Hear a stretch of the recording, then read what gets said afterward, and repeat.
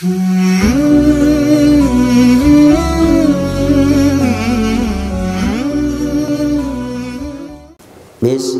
akida boyunca Maturidi akidasındayız.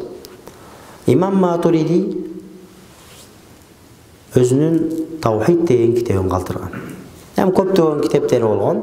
Akida boyunca Kitabut Tavhid деген Tavhid kitabı var. Tavhid kitabı degende bu akida boyunca yazılan kitaptagı. Anan ошондон алымдар gelip anan негизги булак ошол болуп эсептелет дагы. Ошондон келип турган алымдар келип китептерди сууруп, ошондон жыйынтыктап келген. Бизде Орто Азияда, анын ичинде биздин Кыргызстандагы бардык медреселерде, окуу жайларда Акаид Насафия деген китеп бар. Ал 5 эле варак. Могу А4 деп коебуз го. Ушул А4 менен 5 эле варак болот. А4 менен 5 эле варак болот дагы.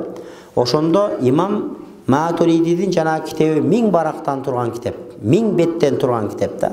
Ошол 1000 беттен турган китепти 5 баракка жыйынтыктап имам Ахмад Омар Насафи негылан рахматулла алейхи ошону 5 баракка кыскартып келип ошо 5 баракты берип койгон. Кимдеки ошол 5 баракта акиданы жакшы түшүнүп окуп алса, ал адам Матуриди акидасынын негизин тутунган болуп эсептелет. Ал жерде, ошол жердеги китепте мен бир сыйра нерселерди айтып берейин. Карасаңыздар, Аввалул Анбия Адам алейхиссалам. Пайгамбарлардын эң авалкысы, эң биринчи пайгамбар наби катары Адам ата эсептелет. Кээ мусулманбыз деген кээ бир туугандар бар. Адам атаны биринчи пайгамбар деп эсептебейт. Демек, алардын ишеними биздин Матуридия ишенимине каршы келет. Биз кылымдар бою молдо боло элек кезде деле ата бабабыздан угуп келгенбиз. Адам ата пайгамбар болгон. Адам ата, демек Адам ата эң биринчи Аввалул Анбия, эң биринчи наби Адам ата болуп эсептелет. Бул биздин Матуриди ишеними боюнча. Эгерде ким Адам атаны пайгамбар болгон эмес десе, анда ал биздин Матуриди акидабыздан бир аз кыйшайгандыгынын белгиси болуп эсептелет. Мен ошондой бир кээ бир өзгөчөлүк болгон жерлерин терип сиздерге айтып кетейин. Демек, биринчи маселе ошондой. Адам ата пайгамбар болгон. Эң акыркы пайгамбарыбыз Мухаммед алейхиссалату вассалам, Мухаммед пайгамбарыбыз. Адам атадан Мухаммед пайгамбарыбызга жери 124 миңдин тегерегинде пайгамбар өткөн. Андан бир аз болушу мүмкүн, көп болушу мүмкүн. Куранда 25-ин ататалгандарына ыйман келтиребиз. Курандагы аты келген пайгамбарлардын бардыгына жана ататалбаган жөн эле саны менен айтылган бүт бардык пайгамбарларды хак пайгамбар болгон деп ишенебиз. Мисалы Нух пайгамбар, мисалы Исхак, Якуб пайгамбарлар, Идрис алейхиссалам мисалы пайгамбар, Муса алейхиссалам, Иса алейхиссалам, Дауд алейхиссалам, Сулайман алейхиссалам, улардын бардыгы Куранда келген пайгамбарлар да. Демек улардын баарына ишенебиз. Бирок эң биринчи пайгамбар кебелер айтат да, Нух пайгамбар, эң биринчи пайгамбар дегендер бар. Bizde Maturidiya ишениминде эң биринчи пайгамбар наби, эң биринчи наби бул Адам ата болгон деп айтабыз. Нух пайгамбарды кандай? Нух пайгамбар биринчи пайгамбар болгон дегендей маанини туюнткан хадистер келет. Анда Нух пайгамбар биринчи пайгамбар эмеспи десе бизе жок. Нух пайгамбар мушриктерге жөнөтүлгөн биринчи пайгамбар. Ал эми Адам атанын баласы Шиис алейхиссалам, булар дагы пайгамбар болгон, бирок булар мусулмандарга дин шарият өкүмдөрүн жеткириш үчүн келген пайгамбарлар болгон. Анткени Адам атанын учурунда капыр болгон эмес да. Адам атанын учурунда капыр болгон эмес. Туура. Кабыл Хабылды өлтүрүп койгон. Бирок бир тууганын өлтүргөн Кабыл деле капыр болгон эмес. Ал күнөөкөр болду, бир тууганын өлтүрдү. Көрө албастык болду. Бирок ал күнөөкөр мусулман. Биздин ишеним боюнча адам өлтүргөн адам качан аны адал деп билбесе, ал капыр болбойт, чоң күнөөкөр болот. Далай мусулман бир туугандарыбыз мүмкүн түрмөдө яткандар бар. Кокустук менен бирөөнү өлтүрүп коюп түрмөдө яткандар бар. Биз ага капыр деп өкүм чыгарбайбыз да. Бирок Кудай берген жашоодо бир ката кетирип койду. Күнөөкөр. Ошондуктан адам атанын учурунда капыр болгон эмес. Анда адам ата эмнеге пайгамбар десе, адам ата өзүнүн доорундагы бала чакасына пайгамбар болгон. Ошондуктан эң биринчи пайгамбар, эң оболку пайгамбар, эң биринчи наби бул Адам алейхиссалам болгон. Ал эми Нух пайгамбарды биринчи пайгамбар дегендей мааниде туюнткан сөздөр бар. Анын мааниси Нух пайгамбардын учурунда адамдар ширкке кирип баштаган. Ошондуктан биринчи мусулманы мушриге аралаш болгон коомго пайгамбар болуп жөнөтүлгөн бул Нух алейхиссалам дейт да. Бирок ага жери эле адам ата пайгамбар болгон. Нух пайгамбарга чейин эле Шиис алейхиссалам пайгамбар болгон деп ишенебиз. Ошондуктан биздин Матуридия ишениминде эң биринчи пайгамбар, эң биринчи наби, пайгамбар дегенде максат арабча пайгамбарлардын эки түрү бар. Расулу бар, набиси бар. Бу адам атаны бул жерде имам Насафи рахматуллахи алейхи айтып атат, аввалул анбия, эң биринчи наби болуп эсептелет дейт. Биздин ишеним ушундай. Ал эми кээ бир азыр мусулмандардын арасында жүргөндөр бар. Аларда ошондой бир көз караштар бар. Адам атаны наби деп, пайгамбар деп эсептебейт. Алар Нух пайгамбарды биринчи пайгамбар деп эсептейт. Демек, ал биздин Матуридия ишенимине каршы келет. Экинчи маселе. Кабыр азабы. Кабырда биз буга жер көптөгөн баяндарда айтып келебиз. Кабыр азабы бул хак.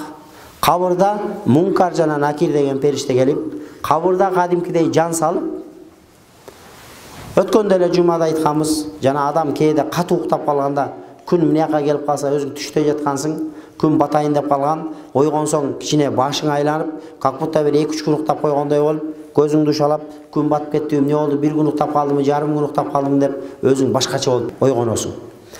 Адам өлгөндөн кийин ошондой болуп тирилет экен да. Өлгөндөн кийин бул чоң процесс да.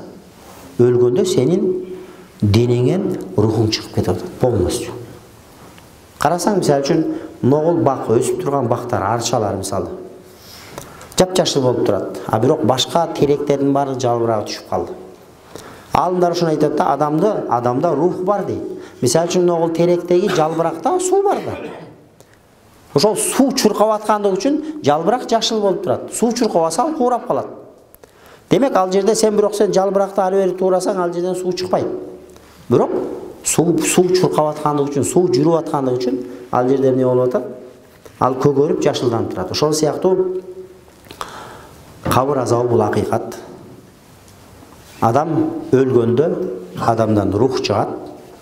Кайра кабырга апарып койгондон кийин адамга кайра жан салат экен. Жан салгандан кийин анан отургузат дагы ошол жерден сурайт.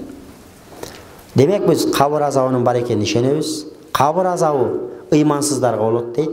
Кээ бир күнөөкөр мусулмандарга болот. Бирок кабыр азабы таква, пайгамбарларга, аулияларга, ошол Кудай жолунда жүргөн, шарияттан кыя баспаган адамдарга иншалла болбойт. Кабыр азабы, кабырдагы кордук, кабырдагы азап кимдерге болот десе, капырларга шексиз дейт. Анан кээ бир күнөөкөр мусулмандарга болушу мүмкүн. Андан башка экинчи маселе бар. Кабырдагы кысуу маселеси, ал башка маселе. Кабыр азап маселеси бул башка маселе болуп эсептелет. Демек, кыскасы биз кабыр азабын ишенебиз. Азыр биздин мусулмандардын арасынан кээ бирлер чыккан кабыр азабы жок дейт. Эгерде кимде ким кайсы бир катардагы жүргөн эле бирөө кабыр азабы жок дей турган болчу болсо, анда ал биздин кылымдар бою, миңдеген жылдардан бою пайгамбардан келаткан акыйдадан ишеними бир аз буруу экендиги, же болбосо өзүңүз деле ошондой түшүнүп алган болчу болсоңуз, анда сыраз акыйдаңызды оңдоңуз. Анткени биздин Матуридия акыйдасы, биздин пайгамбарыбыздын Мухаммад Мустафа саллаллаху алейхи вассаламдын акыйдасы мына ошондой болгон. Кабырдагы азапка ишенебиз. Бүгүнкү темабыз негизгиси биздики Ахли Сүннат вал Жамаат жана Матуридия акыйдасы боюнча. Алхамдулилла, биздин эл кылымдардан бою Ахли Сүннат вал Жамаат акыйдасында, анын ичинде Ахли Сүннат вал Жамаат акыйдасы эки эле. Алар же Матуриди, же Ашари болот. Үчүнчүсү жок. Алар Ahli sünnet vel cemaatmiz деп жармашкандар. А бирок нак кылымдар бою, миңдеген жылдардан бою ахли сүннет вал жамаат акыдасын тутунуп келген, бул же Матуридия мазхабын тутунгандар, же Ашари мазхабын тутунгандар. Жана айтып өткөндөй, мазхаб дегенде максат имам Матуриди өзүнүн оюн айтып, өзүнүн шариятын түзүп чыккан эмес. Ал Куран хадистеге келген, жайылып келген, кенен берген маалыматты тизмектеп, иретке салып койгондугу үчүн эле Матуриди акыдасы айтылып калган. На самом деле ал пайгамбардын акыдасы, на самом деле ал Курандын акыдасы болуп эсептелет. Ошондуктан биле жүрөйлү. Биздин фик боюнча мазхабыбыз имам Азам мазхабындабыз. Акыйда боюнча биз Матуриди мазхабындабыз. Имам Матуриди. Матурид деген биздин Өзбекстанда экен. Ошол жерде неме болгон. Жашап өткөн аалым болгон, чоң аалым болгон. Андан кийинки маселе. Вал жаннату хаккун, ван нару хаккун, ва хума махлуқатани موجودتان باقيتان لا تفنيان ولا يفنى أهلهما. İmam Nasafi rahmetullahi aleyhi uşul kitapta özünün bizdin Maturidi akidaсын bayandap atıp uşul jerdegi bir nerseni aytat da 5 çındık, tozok çındık. 5 tozokta hiç kim görgön jok. Biz musulmanlar başkalardan ayırmalanıp Kur'an'da geldi mi, hadiste geldi mi, alımlarımız aytты, көрбөсөк ишенебиz. 5'te hiç kim görgön jok, biroq 5'ti бар деп ишенебиz. Tozokta hiç kim görgön jok, biroq tozoktu бар деп ишенебиz. Arşy kürsünde hiç kim görgön jok, biroq arşy kürsüni бар деп ишенебиz. Анткени Kur'anda, hadiste arş turasında gelgen, kursi turasında gelgen, 5 turasında gelgen, tozok turasında gelgen, 5'teki huru ayn kızlar turasında gelgen, 5'teki gılmandar turasında gelgen. Demek biz көрбөсөк да ишенебиz. Биздин өзгөчөлүгүбүз ошондо. Демек, тозок бар, бейиш бар. Охума махлукатан, тозок менен бейиш азыр жаратылган. Кээ бир мусулмандар бар, тозок бейишке ишенет го, бирок кыяматта Алла Таала жаратат дейт. Алар биздин ахли сүннет вал жамаат акыдасына кирбейт.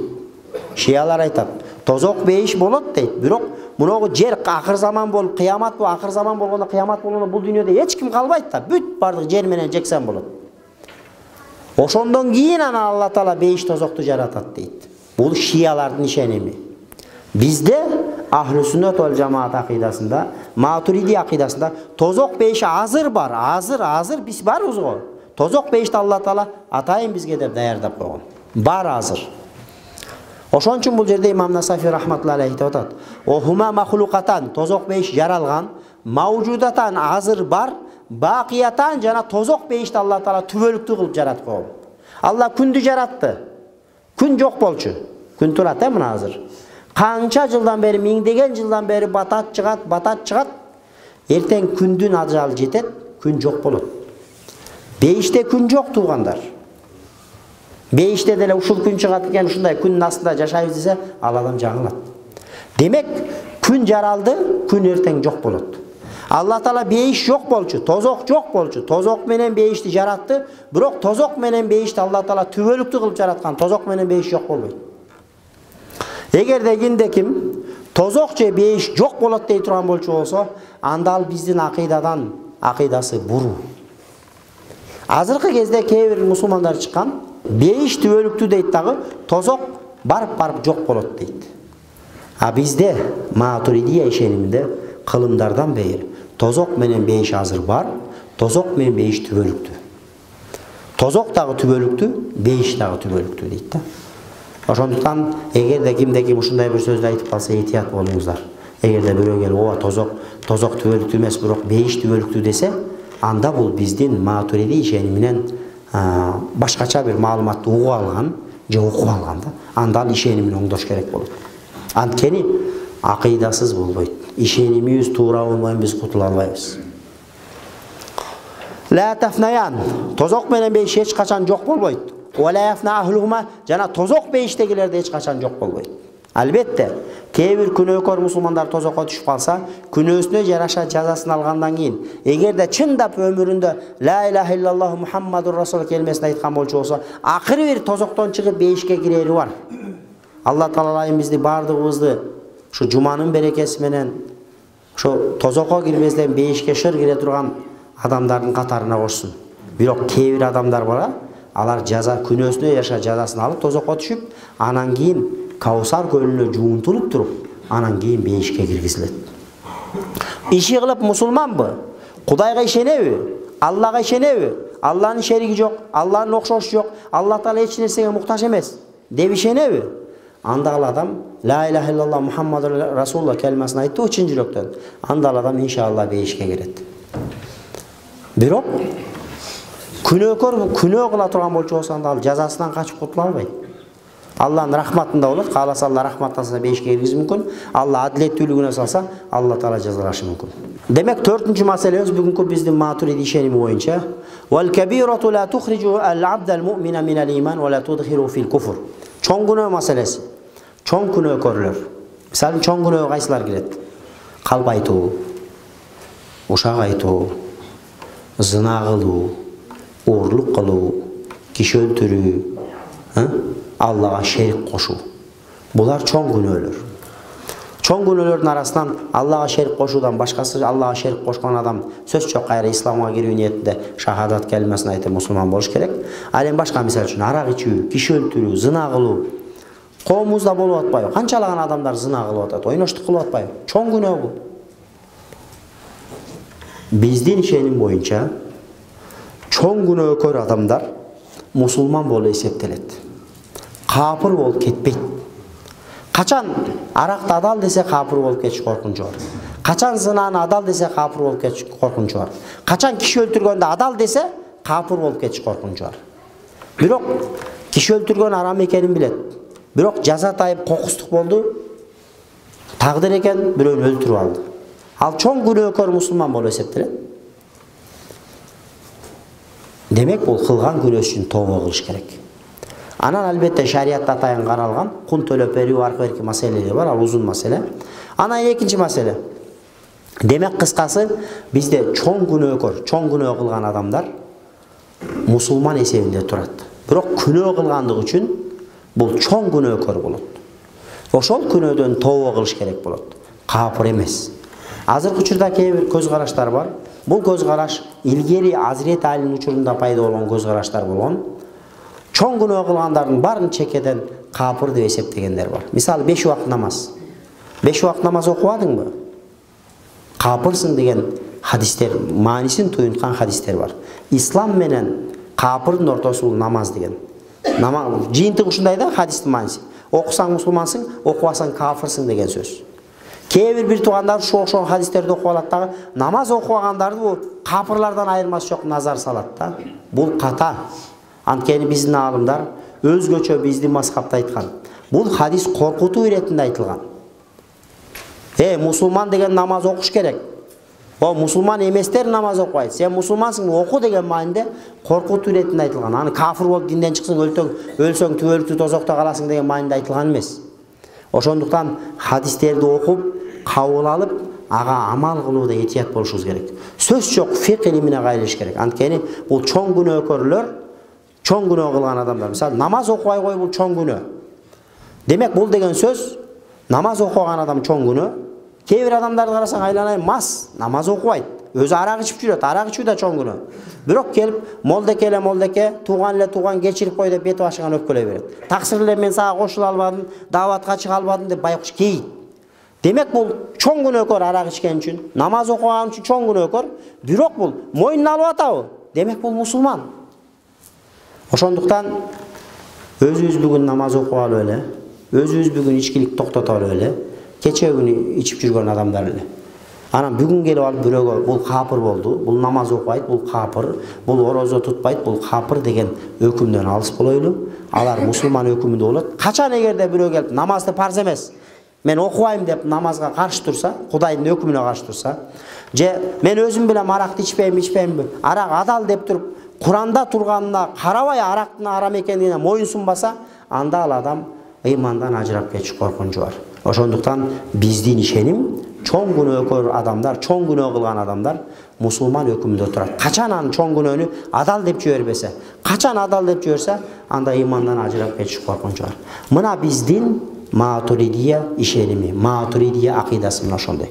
Ошондуктан биз урматтуу мусулман бир туугандар, фиқх боюнча Имам Азам мазхабындабыз, акыйда боюнча, ишеним боюнча биздин Орта Азиянын эли, Орта Азия, Пакистан, Индия, Түркия, Араб мамлекеттеринде да бир топтору бар. Булар биз менен бирге Матуридия ишенимин тутунушат. Акыйда боюнча. Матуриди деген алым өткөн Өзбекстанда, ошол алым Куран хадисте келген акыйданы өзүнчө тизмектеп бизге жеңилдетип берген. Мына ошону биз карманып жашайбыз. Бул деген сөз Имам Матуридин шариятын карманабыз деген сөз эмес. Бул деген сөз ошол Курандагы хадисте келген пайгамбардын акыйдасын Имам Матуриди жеңил услуп менен, жеңил метод менен бизге түшүндүрүп берген. Эгерде бул киши болбогондо, же болбосо аалымдар болбогондо биз Куран хадисти түшүнө албайбыз. Анын баарын окуп чыга албайбыз. Аалымдар ошонун баарын окуп чыгып, анан сөздүн жыйынтыгын сиздерге айтып жеткирип атат да. Subhan rabbika rabbil izzati amma yasifun ve selamun alel mursalin velhamdülillahi rabbil alamin. Allah Teala İmam Azam mazhabын карманып жашап өтүүгө, акыйдада Матурidi акыйдасын карманып жашап өтүүгө Allah Teala bizge nasip kılsın. Adашудан Кудай Таала өзү сактасын. Ва саллаллаху алейхи ва саллям Мухаммадин ва алейхи ва сахбихи.